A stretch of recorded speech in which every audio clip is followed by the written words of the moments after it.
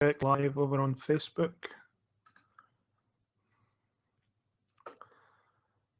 Yep, we're live. Okay. So let's start off with the major news that was up on the site this week, which was, along with Vital Publishing, we are bringing, Skull of the Damned series to Terra Firma website, which is big news for us. It's awesome. It's a comic that is written by a buddy of mine called John Farman, and the art is done by James Devlin and Dave Alexander. It's a great series. I'm really proud for it to be a part of the Terra Firma website. That'll be coming up on January. Let me just check. Yeah, that'll be debuting round about the 6th of January. So keep your eye out for that. Other news before we get into the reviews. Take that down. We have some podcast guests to announce. As you know, we have Michael Berryman from House of Eyes coming on. And from American Horror Story, well, I can announce that we also have John Farman, the writer of Skull of the Damned, and Caroline Williams, who you may know from Texas Chainsaw Massacre 2 and a bunch of other films like Sharknado 4 and stuff. So those are guests coming up. Now, the podcast won't be a interview every week type show like I did if you followed my last podcast. Pardon me.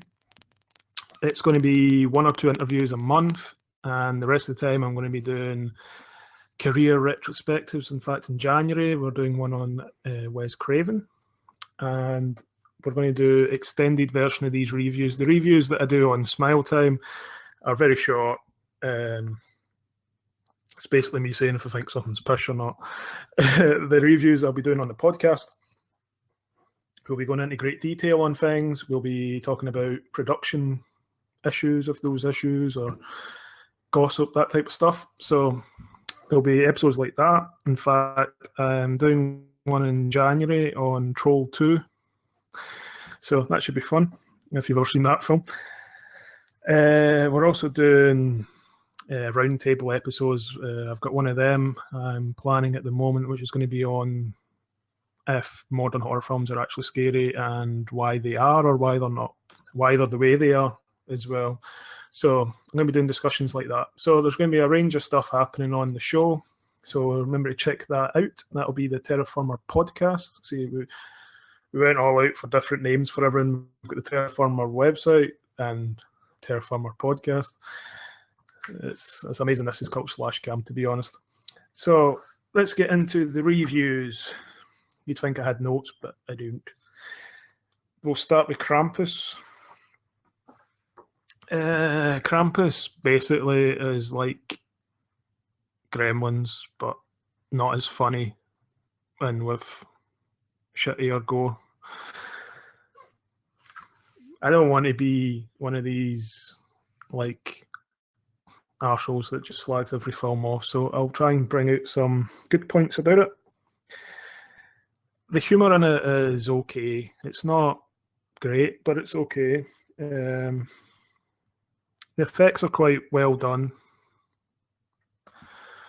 It's well paced. It's not groundbreaker in any way. The concept's quite good. The ending is different from the type of movie you'd a Christmas movie to have. So that's good. It's got a good cast. It's great. Like Toni Collette is in it, so it's a great cast. And if you're just wanting like, I don't know, something on in the background while you're wrapping presents or something, it's a bit late for that now. If you're wrapping them now, fucking hell, you're left it late. But it's that type of movie. You can have it on in the background, and it's fun. I give it like 2 out of 5, if I'm honest. Black Christmas, on the other hand, is quite important for the horror landscape. There's a lot of things in it. Like it was Steadicam didn't exist until a year after this film was made, Yet there's a scene where a cameraman with a camera mounted to him, and this is back in the day when these cameras weighed a freaking ton, climbs a trellis outside of a building. So yeah, like the quite clever ways of shooting it. A lot of stuff that you would then see done better in Halloween, but this is where some of them were done first. There's a lot of horror tropes that began here, like the phone calls coming from inside the house, which gets used in like Scream and a whole bunch of movies. One Missed Call, if you can call that a movie. So that, it started that. You can really see the influence on a lot of other horror films that came after it, and pacing. As I said, the cinematography of it is quite experimental for a film made in 1974.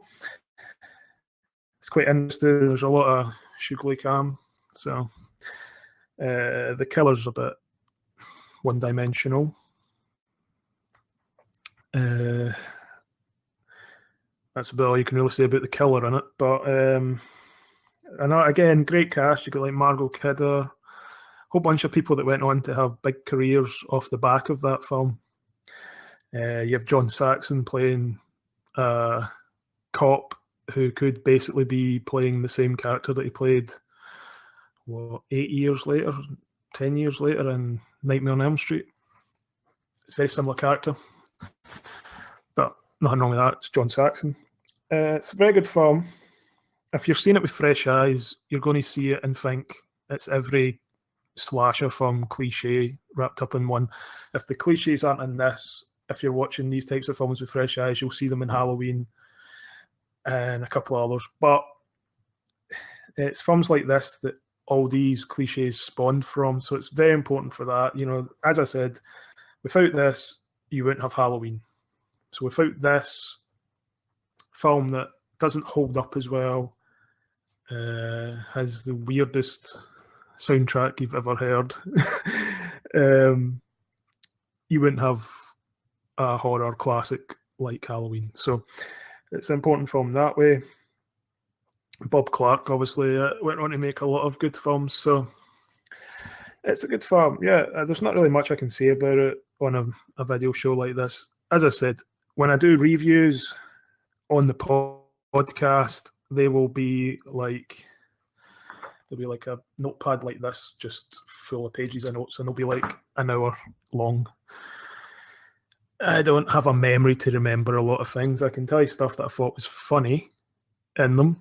I can tell you that I thought in Black Christmas it was quite funny that the killer, in quite a lot of scenes, you can see the camera.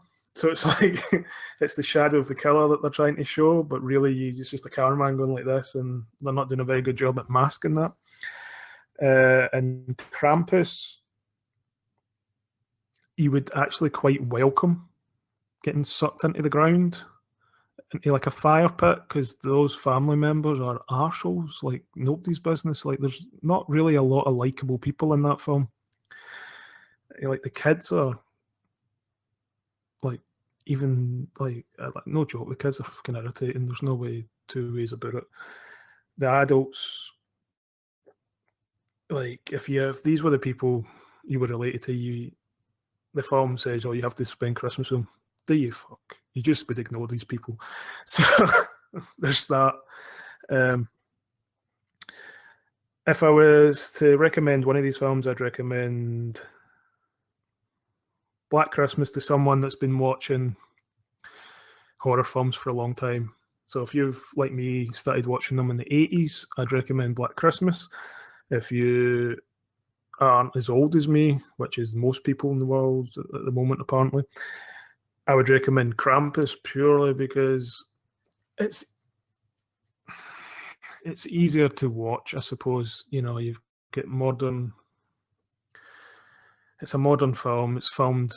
It looks like every film. It's got a soundtrack that's not mental, made with spoons taped to piano strings on a broken piano, which is actually how they did the soundtrack for Black Christmas. They taped spoons and forks and knives to a broken piano strings and went,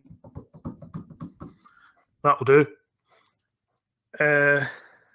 But as I said, yeah, Black Christmas is the better of the two films, without a doubt. Yeah, so that's those two done. I'll be honest, Krampus, I was struggling to actually finish. I got about an hour into it and I was like, really? There's another half hour of this to go? You start rooting for like the gingerbread men that are coming to kill them with the nail gun, you know what I mean? Black Christmas, I rewatched again this morning. Yeah. I'd say the first time I watched that film, I was probably about 9 years old.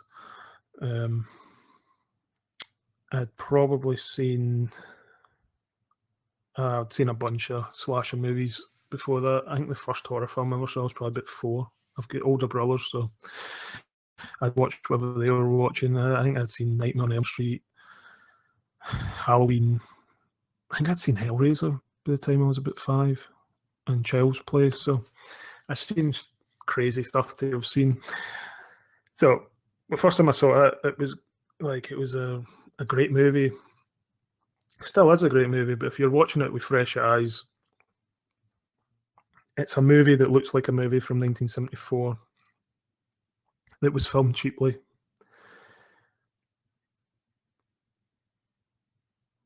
Yeah.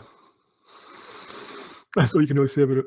Krampus has a bigger budget, looks like it has a bigger budget, but yeah, it's not great. So that was not the best two films to have finished on before Christmas. Yeah, I'll go back to talking about the podcast that's starting up in January. Yeah, I've done 5 interviews so far. One needs to be redone because there was technical difficulties. Skype's a bitch, basically. It's going well. These aren't interviews where it's like, so you did this film and then you did this film. I'm not doing the whole reading someone's IMDb credits list off to them and asking them about it all. In fact, I don't think I mentioned more than 2 films that Caroline Mullins was in when we recorded our interview last night, was it? Night before? Last night. We were basically talking about the role of actresses in horror and how it's changed over the years and stuff like that. So it's basically just discussions. So it's like a conversation we'd have with someone. It's just the way it flows, so it's quite good. I think we talked politics. Naomi Grossman.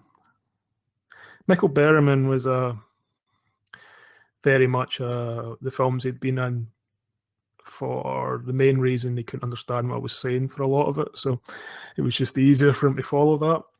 And John is just like how we would talk at the pub, so it's mental. But yeah, I'm having fun doing the career retrospective of Wes Craven. I'm going back and watching a lot of his movies, reading a lot of stuff online, reading books. So it's a fun episode to put together. It's going to have a runtime of about, I'm guessing, an hour, but I've got about 4 hours worth of material to cut down. So it's a fun episode. The review of Troll 2, that's just fun. Like watching a movie that's that bad, like literally it's shite, and everyone knows it's shite, but it's so shite it's actually very watchable. So that's fun to do a review of. I'll be doing a lot of stuff about how it was made and all that type of stuff. So yeah, I think that's about all I have this week, other than obviously to say have a good festive period. I won't say the C word because obviously not everyone does that, but there's a lot of other stuff. So have a good festive period. And in the new year, Terraformer website we'll be putting up a lot more content on than we've been doing. It's been really a dry run just to build up like a base of content to work off of, work out some of the kinks on how we report things, some of the kinks on the layout of the website and stuff like that. It's really what we've been doing for the last month. From January on, there'll be a lot more news, a lot more reviews of stuff. There'll be a lot more written interviews as well, because basically that's just what you do. And we'll be shining a light on a lot of like Indiegogo and Kickstarter campaigns for horror films that are getting made, that type of thing, to try and help out some independent talents out there. So if anyone's got a horror project in the works, if you contact me at drew.carson@terraformer.net with the details, we can get that organised. We might even do like a podcast episode about it as well. So that's basically that. So I'll see you all in the new year, and I'll try to be slightly more awake for the next /cam. I've not really been having a lot of sleep the last couple of nights, so that's why I'm not really, I don't know what the word would be, upbeat, maybe, perky. So I'll see you guys in the next one, which will be first week in January. There'll be the next /cam. We'll be doing the movie news for that week in the horror world and such like. And I'll see you then. So bye.